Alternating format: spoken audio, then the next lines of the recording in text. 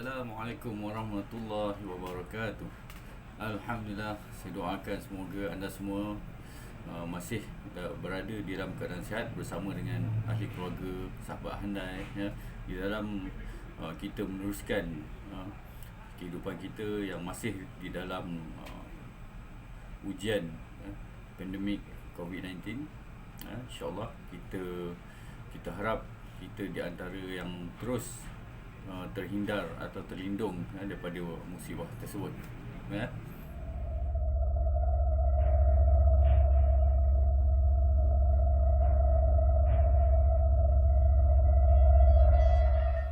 Baik, kita teruskan dengan tajuk kita pada hari ini, iaitu merungkai permasalahan gangguan saka.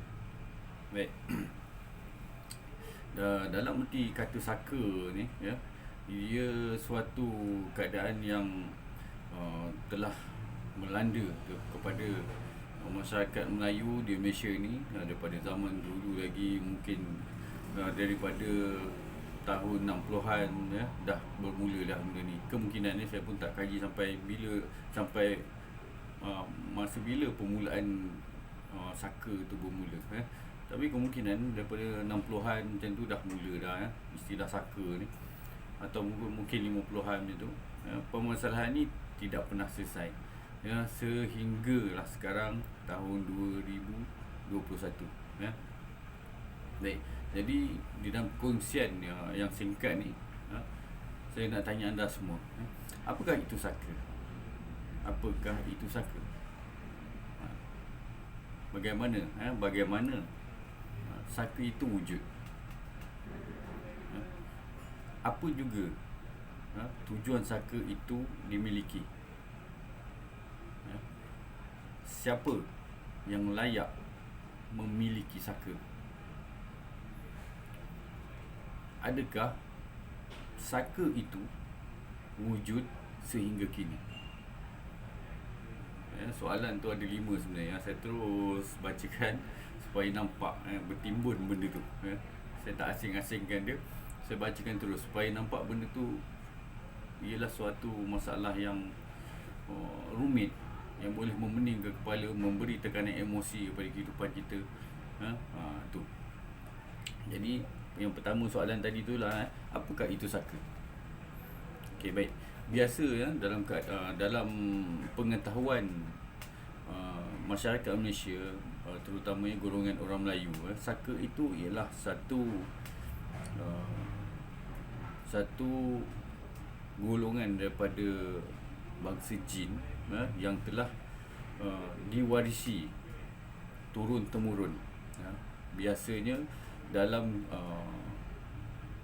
perjanjian, dan biasanya juga perjanjian itu ada dalam kiraan bilangan. Biasanya 7 keturunan macam tu. Perjanjian dia 7 keturunan ya. Jadi kita pun tak tahu masa bila pertama kalinya saka tersebut diambil dan sekarang ni 2021, sebenarnya dah sampai, kebanyakannya dah sampai lapisan keberapa perjanjian keberapa dalam keturunan saka ni tadi ya. Jadi saka ini ia berlaku apabila seseorang manusia mengambil sesuatu keilmuan ataupun sesuatu kelebihan untuk dirinya ya, untuk menjaga keluarganya, untuk menjaga harta bendanya ya, juga kepada dirinya sendiri macam tu. Jadi saka ni ialah daripada golongan jin lah ya, daripada golongan jin yang disertakan sekali di dalam apa juga keilmuan, apa juga niat sama ada dulu diambil untuk diri ni nampak hebat ya, untuk menjaga ahli keluarganya macam tu. Tapi apa juga kehebatan tersebut ya, kebiasaannya disertakan sekali dengan pendamping ya.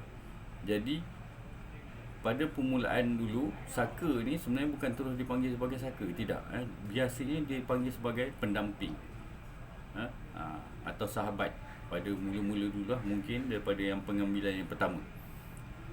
Jadi apabila yang pertama tu manusia yang pertama mengambil ilmu ni tadi telah meninggal dunia, maka saka tu tadi daripada golongan jin, pendamping tadi tu daripada golongan jin, dia akan terus turun hingga maksudnya turun kepada waris yang berikutnya,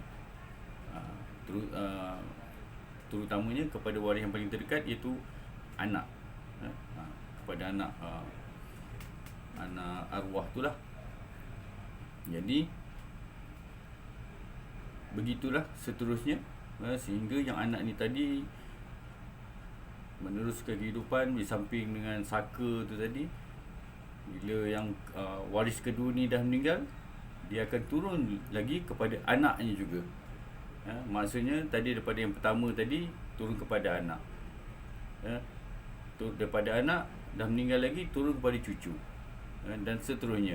Cucu ni meninggal ni turun kepada cicit. Macam tu lah sampailah kata 7 keturunan. Itu biasa yang pengetahuan masyarakat Melayu tentang saka. Dan kedua tadi soalan saya, bagaimana saka itu wujud? Saka itu wujud ialah daripada pengambilan atau perjanjian, jumpa seseorang bomoh, pengamal perbuatan manusia itu dengan tujuan untuk menjadikan pendamping itu sebagai penjaga keluarga, penjaga harta benda, penjaga diri. Itu disebabkan itulah saka itu wujud. Bagaimana ia terjadi? Sebab itu, sebab ada yang mengambilnya, ada yang mengambilnya. Ini semua yang daripada asas kefahaman orang Melayu daripada dululah, saka tu. Ini saya terangkan, ini ialah asas biasa yang orang Melayu tahu. Baik, yang ketiga tadi, apa tujuan saka itu dimiliki? Sama juga, untuk menjaga ahli keluarga, harta benda, diri sendiri, untuk menunjukkan diri tu hebat. Macam berbagai lagi lah. Keempat, siapa yang layak memiliki saka? Okey, siapa yang layak memiliki saka? Ini sebenarnya sesiapa pun layak, asalkan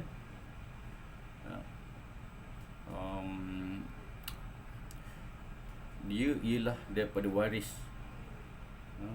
Dia ialah waris kepada yang pemilik pertama tadi atau pemilik kedua, macam tu. Dia ialah waris. Jadi terpulang kepada yang saka tadi tu nak pilih mana satu dia nak pergi. Anak-anak arwah ni tadi kan, dia akan pilih mana satu dia nak pergi. Dan kelima, adakah saka itu wujud sehingga kini? Baik, ini soalan ni sebenarnya kalau anda nak tahu, memang dia wujud sehingga kini. Ada di sekitar kita, di dalam ahli keluarga kita. Jadi penting untuk kita ni sebenarnya kadang-kala ambillah masa atau berikan peluang kepada diri sendiri, pergilah ke mana-mana pusat rawatan Islam untuk cek, untuk scan.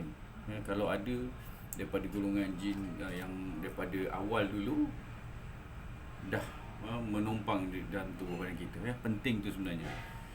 Baik, sebenarnya pusat rawatan Islam Sayyidina Umar Perisu di dalam sekarang ni dalam usaha untuk mewujudkan satu pandangan yang berbeza dan baru di dalam masyarakat di Malaysia ni, di dalam permasalahan saka ni. Kami sedang orang kata tu mencari satu kaedah, sedang mengkaji suatu pengkhususan untuk bagaimana sebenarnya kita nak melemahkan daripada golongan jin saka ni, apa sebenarnya kekuatan dia, apa sebenarnya kehebatan dia sehingga dia perlu turun sehingga perjanjian ke-7 tu, ataupun lebih daripada perjanjian ke-7. Bagaimana kita nak rungkai benda tu supaya kita dapat mengekang penularan atau penurunan perjanjian tu sehingga ke waris-warisnya seterusnya. Dan sebenarnya saya sendiri Prisu dah memulakan kajian untuk menyelesaikan masalah saka ni daripada tahun 2018. Pada permulaannya saya mengkaji bagaimana sebenarnya apa itu sihir, ya. Walaupun pada awal-awalnya otai-otai, ya, veteran yang lama semua dah kaji benda tu, dah tahu benda, tapi tak, saya kaji semula benda tu sebab saya rasa perlu kajian yang terbaru. Ya, alhamdulillah dalam masa yang sama kita dapat sesuatu yang baru dan sangat-sangat membantu. Dan kali ini dan 2018 saya mulakan kajian untuk saka pula. Ya, dan saya lihat memang perlu sangat tentang gangguan saka ni diperhalusi semula. Dan alhamdulillah sampai 2021 ni kita dapat banyak dah tentang rahsia bagaimana kita nak mengatasi gangguan yang bernama jin saka, ya. Dan